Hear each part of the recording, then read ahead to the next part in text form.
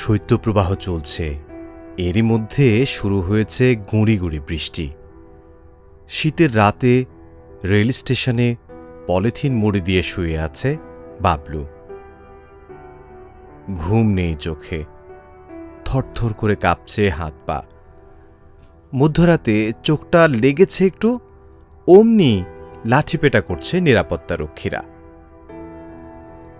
কাল বড় কর্তা আসবেন, তাই পরিষ্কার পরিচ্ছন্নতার কাজ শুরু হয়ে গেছে। কিন্তু কিশোর বাবলু যাবে কোথায়? রাস্তায় হাঁটছে বাবলু, বৃষ্টির পানি আর চোখের জল মিলেমিশে একাকার, শীতে জবুথবু। তখনই ছাতা হাতে হাজির চেরি। বাবলুকে বুকে টেনে নিল চেরি, আর জাদুর ব্যাগ থেকে সুন্দর শীতের পোশাক বের করে পরিয়ে দিল তাকে। চেরি রাঙিয়ে দিল পথশিশু বাবলুকে।